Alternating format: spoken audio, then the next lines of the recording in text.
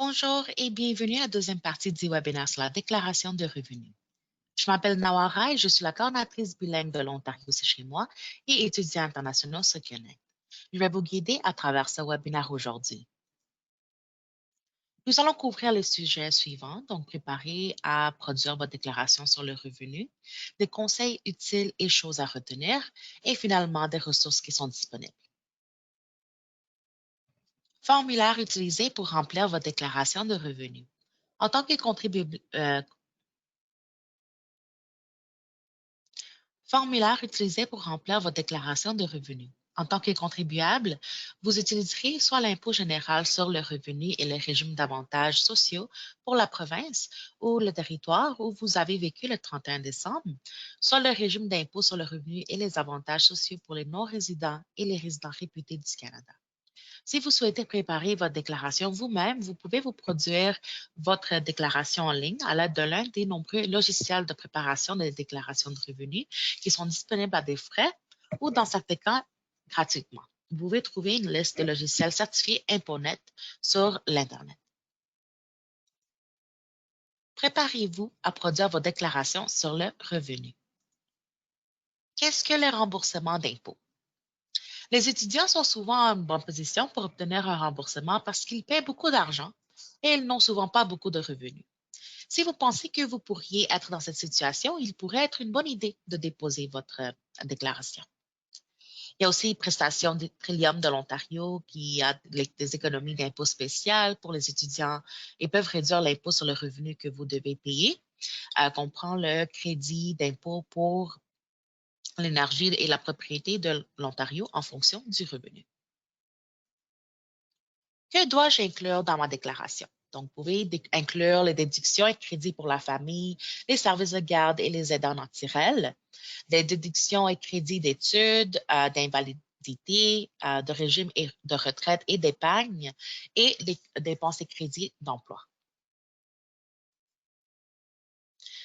Par exemple, pour un étudiant international, vous pouvez demander ce qui suit, dont les droits d'entrée, les frais d'examen, y compris les frais de relecture qui font partie intégrante d'un programme d'études, les frais de demande, mais seulement si vous vous inscrivez à un établissement d'enseignement. Vous ne pouvez pas demander de frais de demande si vous n'êtes pas inscrit. Il y a aussi les frais de confirmation, les frais d'études, frais d'utilisation de la bibliothèque ou des frais de laboratoire, frais de séminaire ou d'adhésion spécifiquement liés à votre programme universitaire et à son administration, des frais obligatoires de services informatiques et des frais de certificat ou de diplôme. Documents requis pour une déclaration. Le temps de dépôt de vos impôts est en fait arrivé. Vous devrez rassembler tous les documents requis. Vous aurez besoin de votre numéro d'assurance sociale, numéro d'identification d'impôt, le NII, ou le numéro d'identification temporaire, le NIT. Tous les formulaires fiscaux des écoles, des employeurs et des banques, aussi le certificat T2202A sur les frais de scolarité, l'éducation et les montants des manuels scolaires est un énoncé officiel aux fins de l'impôt sur le revenu. Ce formulaire est délivré à tous les étudiants qui ont payé les frais de scolarité et les frais pour les cours admissibles à la déclaration de revenus. Il y a aussi le formulaire d'impôt, le T4, qui est un revenu aux salariés au Canada. Si vous êtes un employé salarié, le feuillet d'impôt T4 est utilisé par votre employeur pour indiquer ce que vous avez été payé avant déduction, ainsi que vos cotisations aux pensions de retraite du régime de pension du Canada, le RPC, au régime de rente du Québec, RRQ, à l'assurance emploi, ainsi que d'autres montants déduits de votre chèque de paie au cours de l'année d'imposition. L'énoncé T4A représente les montants collectifs de toutes les subventions de perfectionnement des adultes, des subventions d'études du Canada, des bourses d'études, des passeports pour études ou d'autres bourses reçues ou échangées par l'entremise de l'ordre au cours de l'année fiscale. Les montants des T4A doivent être déclarés comme autres revenus dans une déclaration de revenus telle que spécifiée par l'Agence du revenu du Canada. Les T4A sont émis en février de chaque année et envoyés par la poste à l'adresse de l'étudiant au dossier. Il y a aussi un T5, est appelé revenu de retour sur investissement en vertu de la loi de l'impôt sur le revenu. Vous devez préparer et produire une déclaration de renseignement T5 si vous avez des placements. Il y a aussi le feuillet d'impôt T3 ou déclaration des allocations et désignation de revenus de fiducie est préparé et émis par les administrateurs financiers et les fiduciaires pour vous dire, ainsi qu'à l'Agence du revenu du Canada, combien de revenus vous avez reçus d'un placement dans des fonds communs de placement dans des comptes non enregistrés provenant de reçus de fiducie, de revenus d'entreprise, transport en commun, loyer, etc. Travail à domicile. Il y a une nouvelle méthode à taux fixe temporaire. Donc, en tant qu'employé, vous pourriez avoir droit à une déduction pour certains frais de bureau à domicile, dépenses qui sont liées à l'espace de travail à domicile, les fournitures de bureau et certains frais téléphoniques.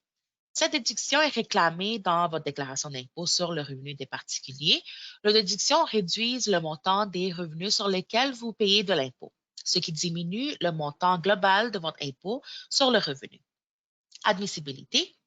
Si vous avez travaillé de la maison plus de 50 du temps durant une période d'au moins 4 semaines consécutives en 2020 à cause de la pandémie de COVID-19, vous pouvez déduire 2 pour chaque jour où vous avez travaillé de la maison durant cette période. Vous pourrez ensuite déduire tous les autres jours où vous avez travaillé de la maison en 2020 à cause de la pandémie. Le montant maximum qui peut être déduit est de 400 par personne. Cette méthode peut être utilisée seulement pour l'année d'imposition de 2020. Les journées suivantes sont admissibles, donc celles où vous avez travaillé à temps plein de la maison et celles où vous avez travaillé à temps partiel de la maison. Les journées suivantes ne sont pas admissibles, donc les journées de congé, les jours de vacances, les congés de maladie ou tout autre congé ou absence. Ce qui est simple pour vous, c'est que vous n'avez pas besoin de calculer la taille de votre espace de travail et vous pouvez conserver vos documents justificatifs. Ce qui est simple pour votre employeur, c'est que votre employeur n'a pas besoin de remplir ou signer le formulaire, le T2200S ou le formulaire T2200. Décidez comment et où vos impôts seront déposés. Décidez comment et où vous allez remplir votre déclaration de revenus. Donc, obtenez le guide général de l'impôt sur le revenu et des prestations de 2019. Obtenez le livre des formulaires de 2019 de Poste Canada. Allez-vous déposer un dossier en papier ou allez-vous ficher en ligne en utilisant ImpoNet? Conseils utiles et choses à retenir. Apprenez à produire vos propres déclarations de revenus en utilisant les ressources dont vous avez accès par l'entremise de l'Agence du revenu du Canada. Donc, il y a des vidéos qui sont utiles pour les nouveaux arrivants et les étudiants internationaux et des formulaires et des coordonnées à l'appui. Donc, n'hésitez pas de visiter le site web qui est listé sur la diapositive. Services de soutien dans votre collectivité. Il y a quelques services qui sont disponibles dans la communauté, par exemple des organismes collaborant avec l'Agence du revenu du Canada. Il y a aussi le CPA, qui sont les comptables professionnels agréés qui peuvent vous aider avec vos taxes, la Bibliothèque publique de Toronto et les comptoirs d'impôts qui sont gratuits. Autre site web que vous pouvez visiter, c'est l'établissement.org. Que se passe-t-il après avoir déposé mon impôt sur le revenu? En général, lorsque l'ARC, donc l'Agence du revenu du Canada, reçoit votre déclaration, elle la filtre par l'entremise du système informatique de l'ARC et vous envoie un avis d'évaluation. Vous devez tenir des registres complets et organisés de tous les renseignements que vous avez utilisés pour produire votre déclaration de revenus et de prestations. Conservez les dossiers pendant 6 ans après le dépôt de chaque déclaration.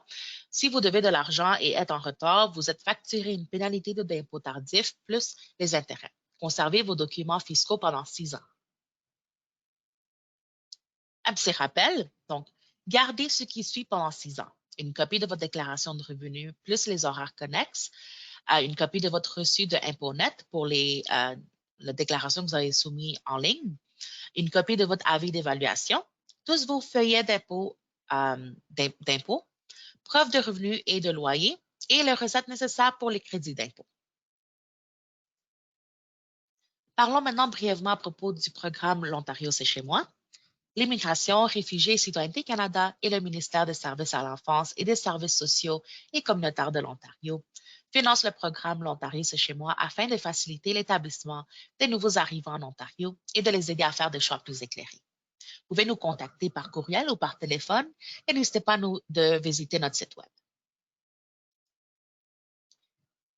Il y a aussi le projet Étudiants internationaux se connectent. Le ministère des Services à l'enfance et des services sociaux et communautaires de l'Ontario finance le projet Étudiants internationaux se connectent afin d'offrir des mesures de soutien aux étudiants internationaux et à leurs familles. Vous pouvez nous contacter par courriel ou par téléphone et n'hésitez pas de visiter notre site Web.